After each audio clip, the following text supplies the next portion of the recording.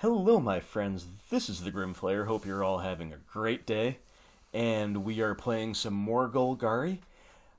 This is going to be a video that's just a tad on the quicker side compared to my somewhat lengthy, admittedly, and verbose normal videos. So, because it is going to be a shorter video, I just want to take a quick moment out to say something at the beginning of this video that I always say at the end of the videos.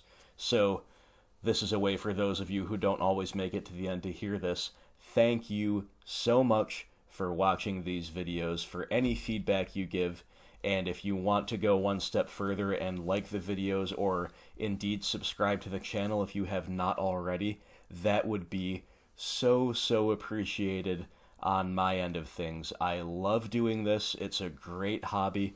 I love sharing my experiences and my thoughts with the wider world of Magic in this format. And yeah, the more feedback I get, the better equipped I am to do stuff like this. So, like I always say at the end of videos, and for those of you who don't always make it to the end, thank you very much. I love seeing the view count go up.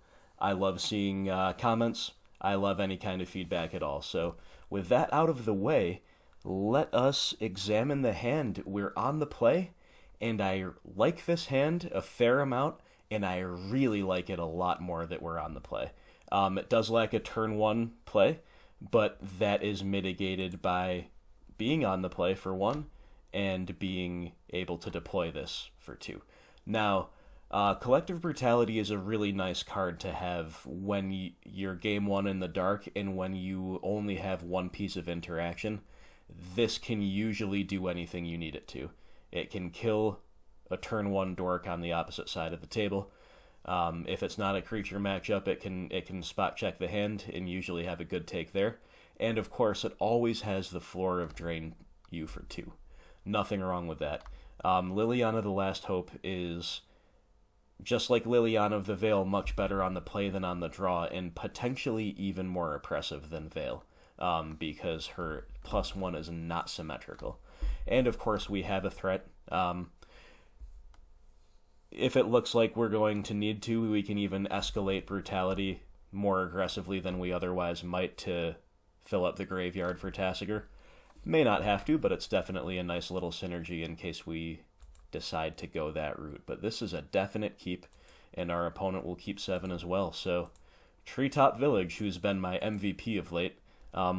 If you haven't already checked out my Boros Nahiri video, I suggest that you do, because you'll see some Treetop Village value like you've never seen before. It's quite funny, actually.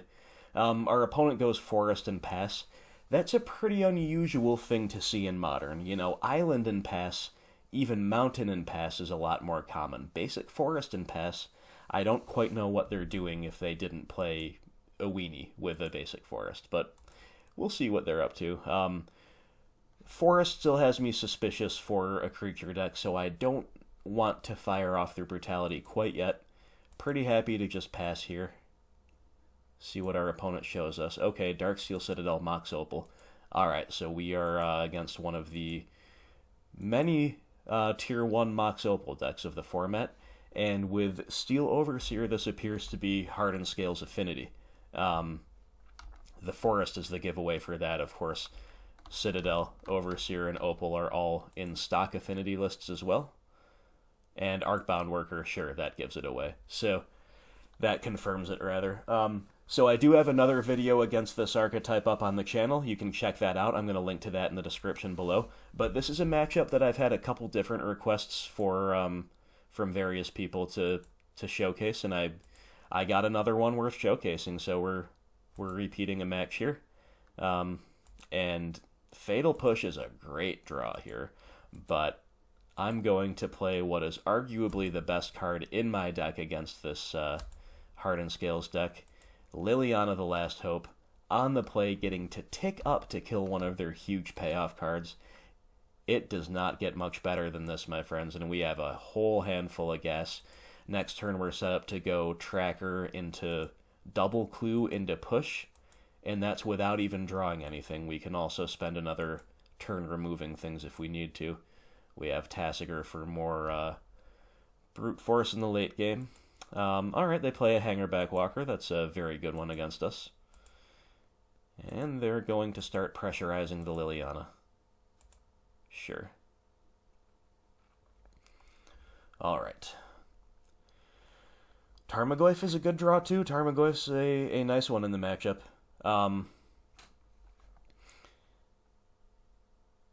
So here, they did not activate the Pendelhaven. Now, why might that be? Well, to me, it's pretty clearly so they can activate it in response to Liliana's +1. So can we really play around this? Not really. Not really. Like, we don't want to tick her down for no value anyway. So we'll tick her up. We'll make them spend the Pendelhaven, make sure that's what they're doing with their mana this turn, and then take it from there. Yep. Sure. So, yep, we're back on the original plan. Sticking with it, I should say, which is going to be just incredible. Again, all the stuff is so much better on the play than on the draw with the way our hand's operating here. But we get to very painlessly make 2 clues, fatal push their big value play before it gets completely out of control. Yeah, feels great. Inkmoth Nexus. So they've got 5 mana sources. While they do generally tend to put those things to good use, they have some mana sinks in the deck right now. They have a man land and basically a pump spell on a land. That's already fine for us because the more mana sources they have, the less gas they have directly. They find a Hardened Scales, however. They find the namesake card of their deck. And yeah, they will get to then follow that up with a Walking Ballista, getting a free counter on that, into a Throne of Geth.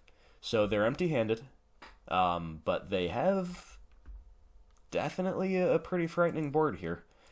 No question of that. So they're going to send both of these things in here. I'm pretty free to take this block here. Obviously, the modular trigger is going to be pretty nice for them, but the way I like to approach this matchup is to keep their board as clear as possible. I don't mind making slightly suboptimal plays as long as I have a handful of action, because the way we lose this game is if we try to get too cute and try to make every piece of our interaction as efficient as possible and every block as efficient as possible. It's just simply not going to get us there. We've got to just get kills on things while we can, in my opinion. Now, granted, they get to trade 1 for 1 their body for our body, and then they get a huge Walking Ballista and they just shoot down our Liliana. So this is very, very good for them. There's no question about that. Scavenging Ooze. Alright. Definitely in the market for some kind of hard removal for this Walking Ballista. It's going to be a big problem. We're going to play out the Tarmogoyf. So Tarmogoyf here is appealing because it allows us to use our mana efficiently. We could also have cracked another clue, admittedly, but lets us use our mana efficiently and kind of forces our opponent to spend their turn taking up this Walking Ballista if they want to remove the Tarmogoyf. Now, don't get me wrong, that's still just a fine play for them. They're out of gas, they might top deck something bad. They're more than happy to just add 2 counters to this Ballista and hope it takes over the game. But we will have to see what they do. So, I didn't take the block here, knowing they can just pump in response. I just want to see what they have.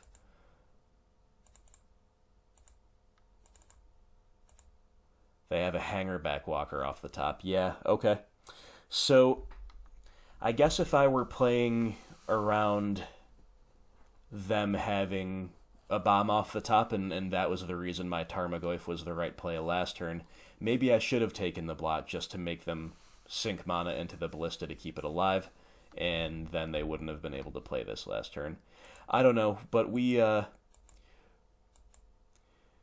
yeah, crack a clue. We just don't have all that much going on right now. Like, that Collective Brutality can be pretty nice, but its window of usefulness is very, very narrow with the Hardened Scales around. So we're just going to crack in. Play another Tarmogoyf, pass the turn. They're going to cash in their token to proliferate, and yeah, we're just done. Yep, so we can jump the Ballista here, or we'll just scoop and die. Not a whole heck of a lot we could do once they went Hardened Scales into Walking Ballista. We needed a removal spell that turn. This is how quickly their deck can get out of control. Note how I said they have all these mana sources and it's not that good for them. Well, if they have Hardened Scales plus a mana sink, it actually can get pretty good pretty quick. Throne of Geth is a card that doesn't necessarily look like it does much, but it was really great there too. So with Liliana the Last Hope on the play, coming down turn 3, things looked great for us. Things looked just great for us, but we just did not have enough interaction to keep them from spiraling out of control. We drew too many threats. We have 1, 2, 3, 4, 5 threats that we've seen. Lily of the Veil is kind of half threat, half interaction here. She's a little bit medium as far as being an interactive piece. And like I said, Brutality's window of opportunity can, as far as being a clean answer to a creature, can kind of fall by the wayside surprisingly quickly. So our threat to interaction ratio is just a little bit too unbalanced. That said, they did need to have a pretty seriously good progression there to beat us, and they did. So hey, fair enough. They overwhelmed us. They turned the corner really, really quickly despite a slow start. And so we'll obviously come back to game 2 with some sideboarded changes. I will not be showing you the sideboard tech here because I've already done it for the previous video. So once again, the link to that is in the description below. So if you need to see how we sideboarded or you are curious about that, go ahead and check that out. Otherwise, let's move on to game 2 and see if we can get one back against the robots. Okay, my friends, game 2 against Hardened Scales Affinity. We got wrecked game 1 pretty comprehensively, despite what looked like a really favorable start for us. Our interaction was just not enough to plug the gaps before they got out of control. Now, do we keep this hand? What do you think? So it looks pretty weird, right? We don't have any answers to permanents, and we don't have any threats. Inquisition of Kozilek, however, is completely backbreaking, potentially, on the play especially. The fact that we have 2 in our opener, this is almost a nut draw. Like, I just really want to impress upon you how highly I rate this. And we do have a couple of manlands, so even though this is a hand that is definitely borderline and could definitely go wrong in a lot of ways, I'm actually pretty inclined to keep it. Now, obviously we need to T1 Inquisition. Next turn we're planning to Inquisition again and drop a tap land, but respecting our life total, we will grab a swamp and see what they have. Alright, they have a 2-lander with 2 Mox Opals. So right out of the gates, we know we are not going to keep them off of mana. Obviously, Mox Opal is a redundant piece because it's legendary. We don't want to take those. They have also some redundant threats of a kind. An Arcbound Worker.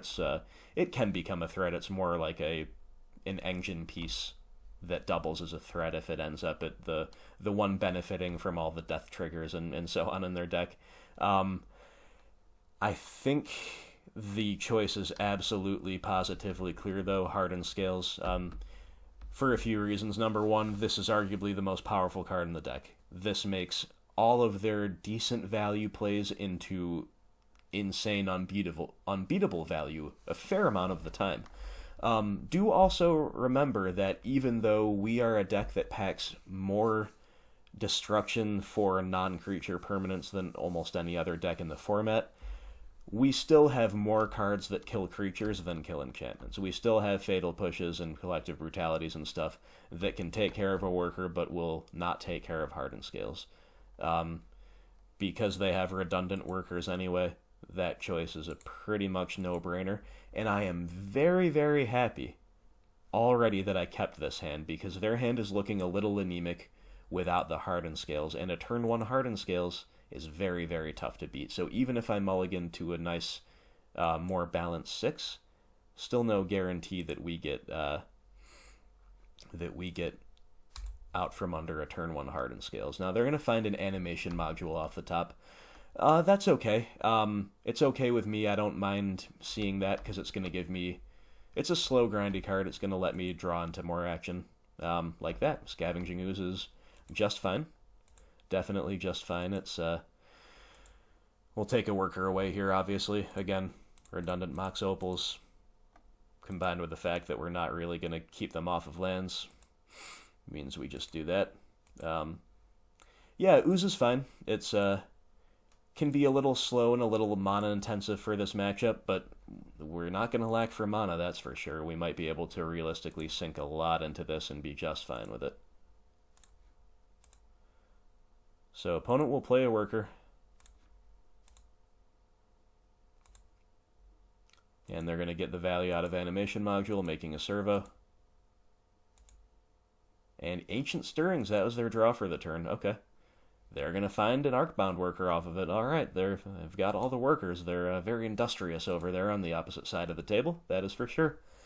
Ooh, Tireless Tracker. Okay. Much like the Skoos, this is a slower, grindier card here. But, again, being on the play, having a land-flooded hand, we are very happy to see these types of cards. We'll take it. That is for sure. That said, it's Ooze time first. We get to deploy a threat. Yep, there's the worker. Aha, they decline to activate Animation Module. So remember the secondary ability here. Tap 3 and tap the module to give a permanent, basically another counter of whatever type it already has. So that means that this they have a combat trick ready. Therefore, I will decline the block. Now I could, of course, eat something in response, and I'm just going to eat something now just because. Always plan to use my mana for that this turn. But it, you know, maybe I should have kept... Maybe I should have taken the block there, again, to follow the principle of keeping the board pretty clear. But I'm a little bit leery with my hand of giving them too many death triggers too soon. I kind of want to just keep their stuff small for now, if I can help it. Okay, I draw a Tarmogoyf. And, but there's also an argument for being more proactive. So here, yep, sure, they want to keep their wide board. I figured that. That's a pretty free attack. And it's Tireless Tracker time. We get to deploy our manland, make a clue. Again, we're having kind of too many threats, not quite enough interaction. We really want to see a critical mass of interaction in a matchup like this, but being on the play is giving us a shot here. That and the fact that we've stripped away some, you know, the key piece of their hand. So they're going wide, they're making the Nexus, they're getting another counter, so they're beefing up their things here. Once again, I decline the block. I can take that hit. I can't really take too many more hits freely, but that was a pretty free hit. Draw an Abrupt Decay.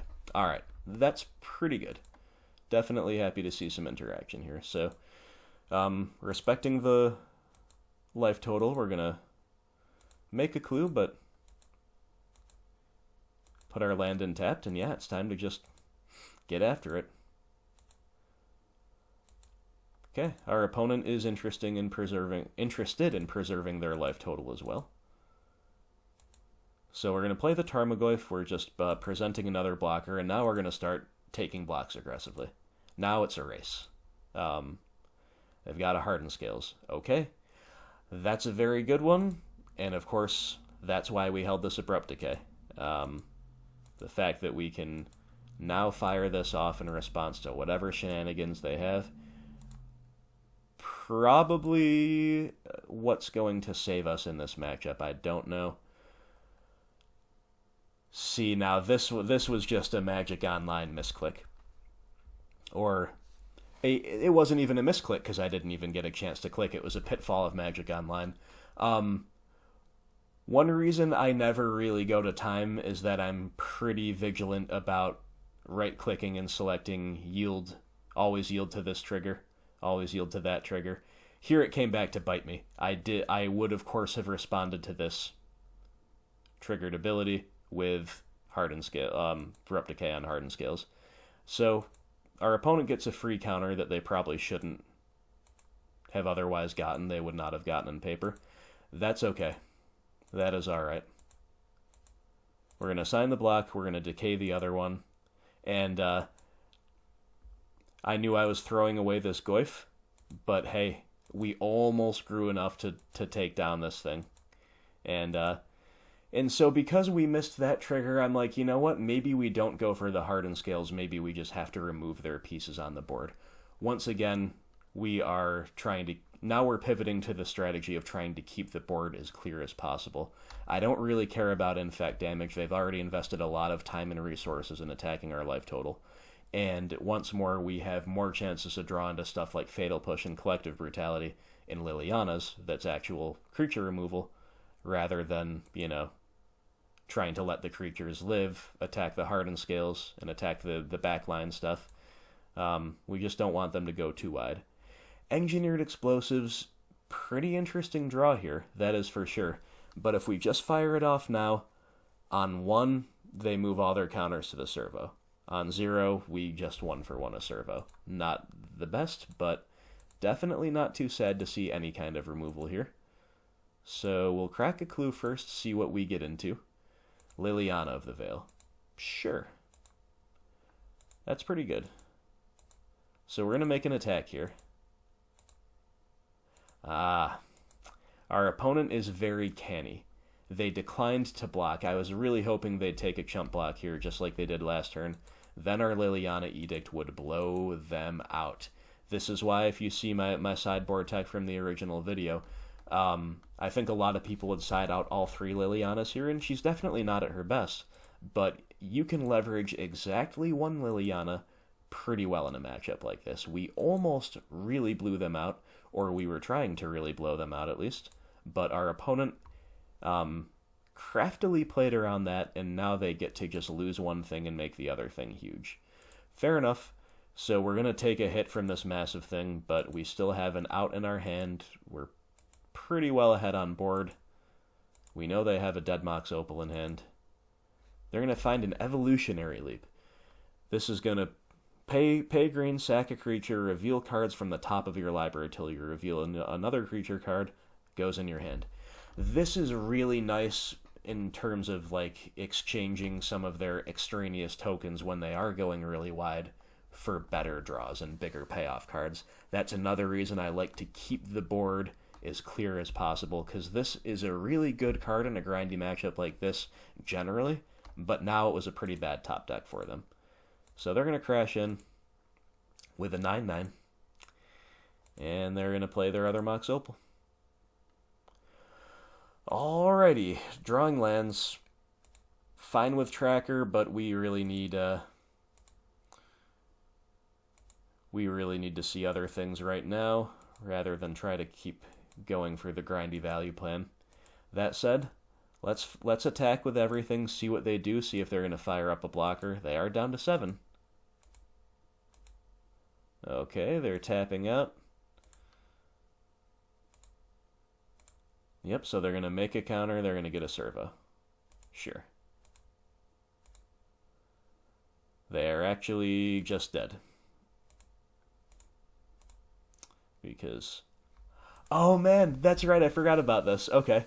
So I messaged my opponent about this and said, hey, why didn't I get a chance to take any actions? Because how it works is at the beginning of each kind of sub-phase of combat, you've got declare attackers. The first thing that must be done when declare attackers phase is entered is you declare the attackers. Then both players receive priority. Same thing with declare blockers. So we moved to declare blockers, he declared the block, and then it just went straight to damage. I definitely didn't click. I messaged him about that and said, yo, my Scavenging Ooze activation, that was lethal. What the heck? And he said, yeah, the game skipped him past a trigger or two this game as well. So who knows? MTGO hazards of doing business. That's very, very rough for me. That said, I still should be just fine. Yeah, there's a message. We're talking about the vagaries of MTGO. Still should be totally fine because I get to explosives and I have to main phase this year, mind you. Otherwise, he can put counters on other things. But yeah, pretty clearly just get to clean up the board. Also, this I genuinely forgot to do because I was typing. I did genuinely forget to take up my Liliana. I will not blame the software that could potentially be buggy for that one. So we're still totally fine here. Like, they can't really top deck anything that's going to save them from 3 attackers here, to my knowledge. And what do they have? Yep. They're going to cash in their Nexus. They find a Ravager, but there's nothing they could have really found there. They are just dead. So a little bit of a... we're usually pretty good about playing around the actual mechanics of MTGO, but we got a little bit into some quicksand here in this game.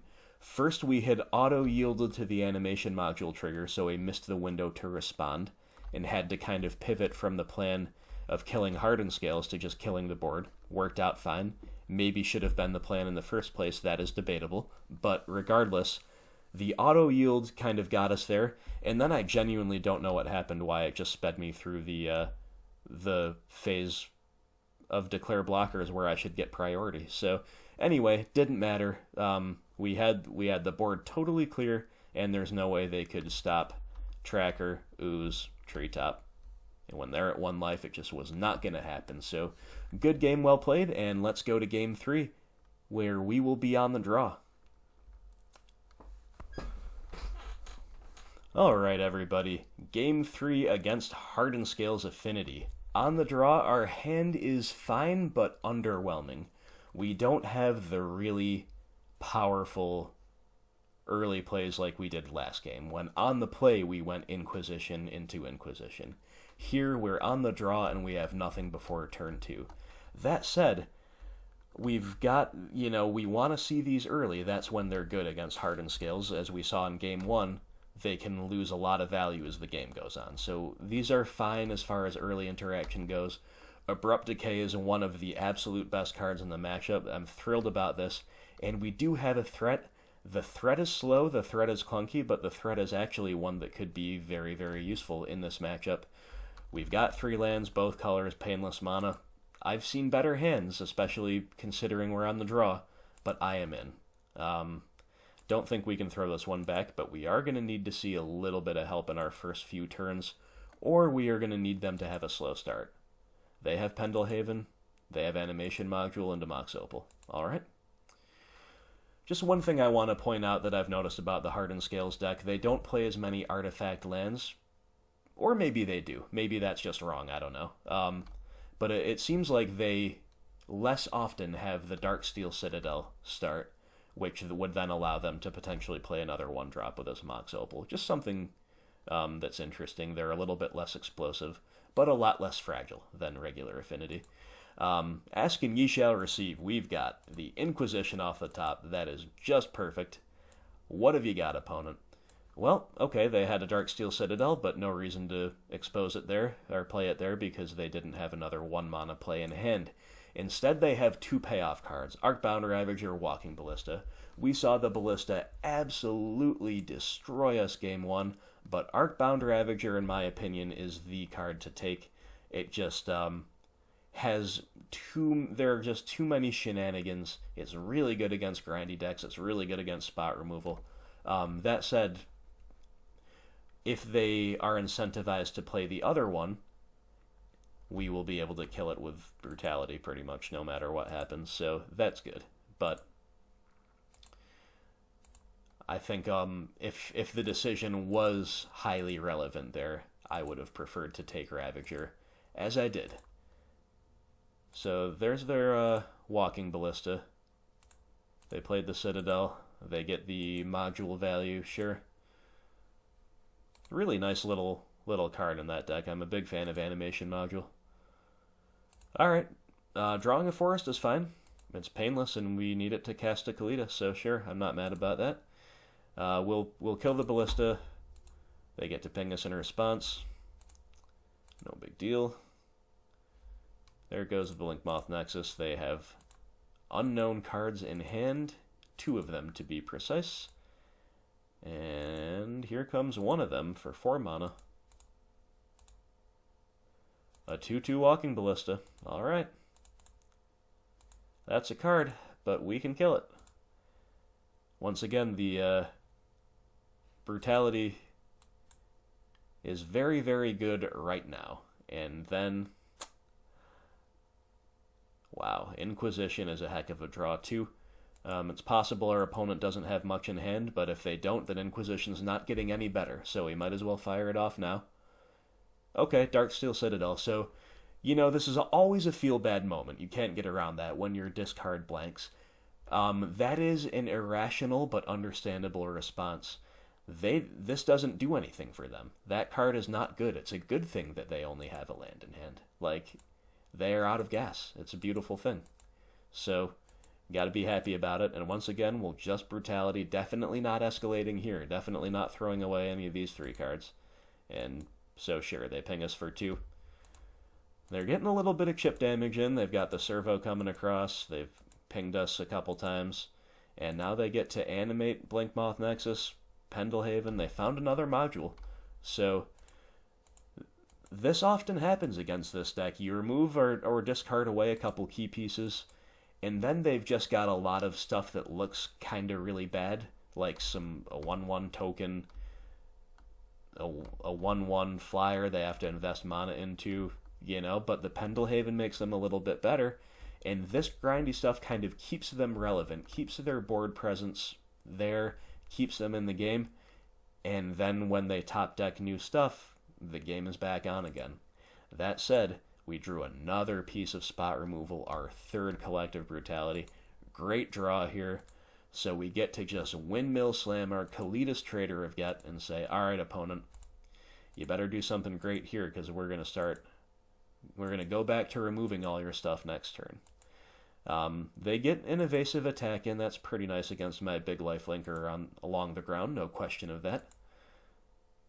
And they pump it once more with Pendelhaven. We're down to 11, but they don't have anything else to do, which means it is time to start killing things. So first of all, let's get in for 3. As much as it's a free kill on this, it's actually, sorry, I misspoke. It's not a free kill on the servo. We don't want to spend a removal spell on a token. Number 1, because that represents card disadvantage, because they didn't invest a card into making this token. They invested cards in the animation module, but that will recoup their advantage in later turns. That's the theory anyway. And number 2, remember that Kalitas is... He only exiles the card and makes a zombie token if it's a non-token creature that would die. So we actually are not interested at all in killing that servo with a removal spell, but we do have Field of Ruin, and honestly, this was a pretty important draw. Abrupt Decay, non-land permanence, collective brutality, sorcery, speed. Neither of these cards can tag a Blinkmoth Nexus, so I feel pretty good about drawing that land. They must know that the Nexus is going to get popped, but they're going to fire it up anyway, make me crack my Field of Ruin now. So I will. And I don't know if they realized about this interaction. So Kalitas is non-token, but he says nothing about non-land. So the fact that Field of Ruin destroyed their Nexus means that I actually get a zombie off of this. And the zombie gets to just eat this servo for free. So I do not think our opponent was aware of that. And yeah, based on the fact that they have no follow-up and no way to take advantage of that, they sure weren't. So in the interest of mana efficiency, and knowing, or at least thinking, that my opponent is unlikely to have anything that can kill at Kalitas when he's a 5/6, I'm just gonna devour my own helper and get huge. That's the Kalitas way. And yeah, no Dismember in response or anything like that. We are off to the races with a 5/6 lifelinker. Feels pretty good. So we get in for a casual 10-point life swing, putting us at a very comfortable 19. And again, there's no need to play anything. We'll hang on to the Blooming Marsh in case of all the usual reasons, unless if they come across our plate like Tireless Tracker, fodder for Liliana, or indeed fodder for this Brutality that's in our hand. Our opponent's tapping out for something big. It's going to be a 3/3 Hanger Backwalker. Alright, now that's a very, very good card in the matchup, especially when you can cast it for that much, right? Because it's a 3/3, which is decent value on its own, but more importantly, when it dies, it gets 3 Thopter tokens. Seems pretty good for the opponent. They even get a servo on top of that, so they're rebuilt, right? Well, not quite, because Kalitas is kind of a rest in peace as far as creatures are concerned. So this thing will not actually die, because Kalitas' ability functions as what's called a replacement effect. That takes precedence. The creature never actually dies. It is exiled. We get a zombie. And now at this point, I just want to end the game as soon as possible. They have one chump blocker on field. They can make another. So this time I didn't devour my zombie. I would rather just attack with a 5/6 and a 2/2. It's just going to end the game a lot quicker this way. I could also have Brutality'd away this servo just to get in, but I don't think that's necessary. Pretty far ahead. That said, drawing a swamp is not very good, but I think Kalitas is just going to get us there. They are empty-handed. They top deck an Ancient Stirrings, which is quite good. But it's a relic, fine card in the matchup, and it gets a redraw here, but nothing we care about right now, at least. And they have a Steel Overseer. Once again, great card, but a little late for that one now that we've got just such a massive advantage here.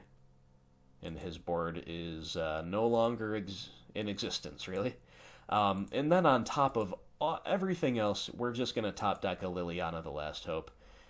Just in case we weren't far ahead enough, we get to tick up, cleanly kill the Overseer, just like we did in Game 1. Only instead of Game 1 where we get overwhelmed by Hardened Scales into Walking Ballista and Hanger Backwalker, here we get to put the game away with a massive Kalitas and a zombie token. Good stuff. So here in Game 3, we saw the power of Kalitas Trader of Get. Our collective brutalities kind of kept us going through the early game. We were able to answer a couple of potentially dangerous plays on curve. And then we just hit 4 mana, slammed the Kalitas, and it was all over from there. Now, granted, we did have the critical mass of interaction. We had the Field of Ruin when we needed it. We had Abrupt Decay when we needed it. Our stuff just lined up really, really well. There's no doubt about that. We had a really nice series of draws this game. But that is kind of what our deck gets filled with post-side. Like, you might be able to say, and you might be right, that, yeah, the deck is, we just drew fire, we just drew everything we needed. Well, while that's true, we have so many removal spells, and they are so flexible that we are very mathematically inclined to draw exactly what we need, or at least close enough to exactly what we need.